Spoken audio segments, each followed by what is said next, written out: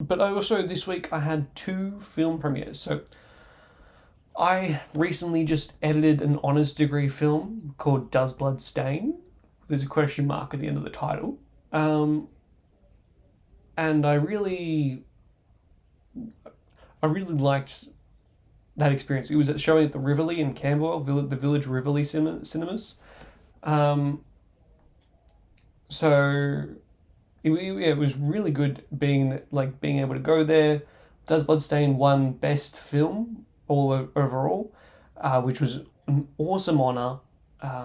To work with Primrose Wallace, my director. I think that was a really good experience. She won an award. I forget what individual award she won it for, but yeah, no, that was awesome. Just seeing it on the screen, it's like transformed so much since I had just finished with the picture lock of it. Like the color grade was so much nicer. The sound was very crisp. I think a few things might have been altered, but I'm not 100% sure because I haven't really looked at the film in mid March. I haven't really looked at the film in a couple months. At that point, I was just kind of like, get it away from me. I've seen it for like 6 weeks now. I don't need to see any more.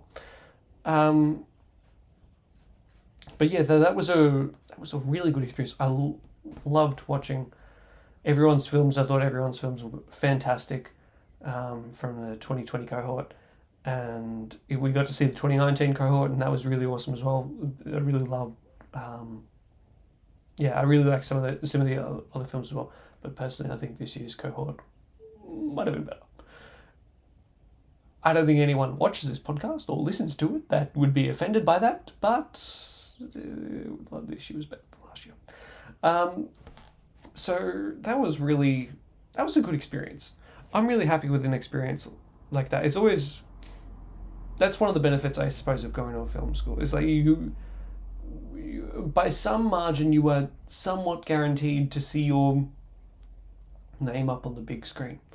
And I got to see mine after like the film ended, and it ended in a sort of shocking, messed up way, and people spoke about the ending afterwards. It was like something that I was happy with the results of it. Yeah, and then then I had a second premiere on Wednesday night at the Village Cinemas Knox, for the First Chance Film Festival, and I got to see a few films that I got to see a few films that I'd seen before. Like I saw one film that was at the honours screening called Esports Ready, about a gamer coming out to her family as a gamer, or as like and wanting her family to understand her embracing being a Twitch streamer, I guess, a successful Twitch streamer. And then there was another film called Horizontal, I think it was. That was about like a family preparing to leave in a case of a bushfire emergency in January 2020. There was also a movie called Don Ron, which is like a very funny movie. I think Alex Lowe's directed it, I'm pretty sure.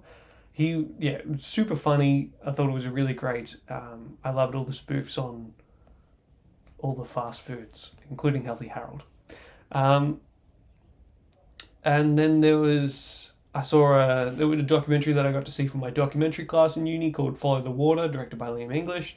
I thought that was a really good, well directed film as well. And I think it's a really good, and water corruption in New South Wales is a really important story as well. And I think it ought to be covered more, and love to see a full length documentary about it, whether it's Liam English or Friendly Geordies.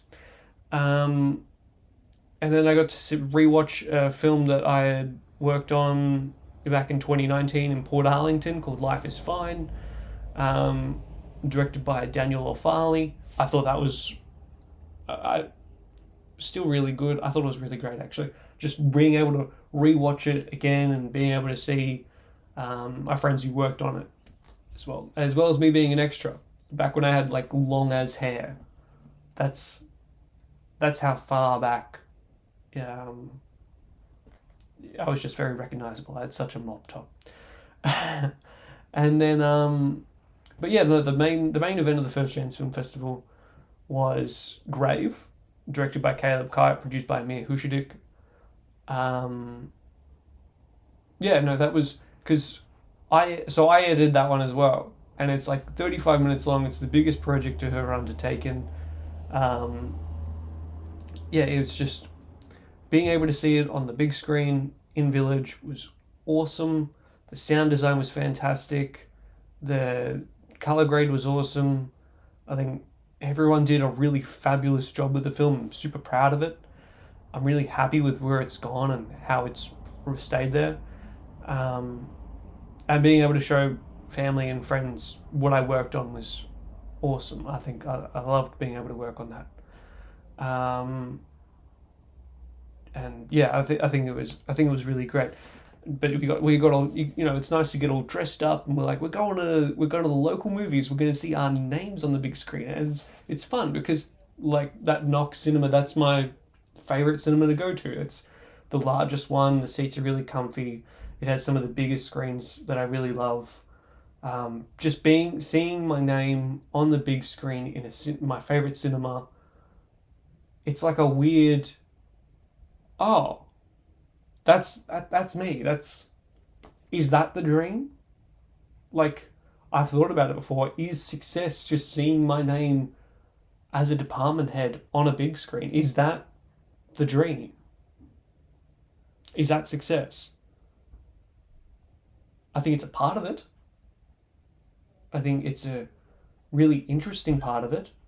I think it's something you certainly can't discount. But I think it's going to go down as one of my favorite memories, I think, of filmmaking. It meant a weird amount of a lot. And I think, honestly, in all honesty, I don't know how possible this would have been without COVID. COVID bringing cinemas to their knees. So they're renting out cinemas to people to screen things in.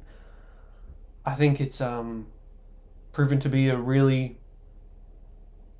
integral factor to being able to see myself on the big screen at my favorite cinema. Both like in person and in name. I don't know if I don't know. It's like really cool. It's really cool.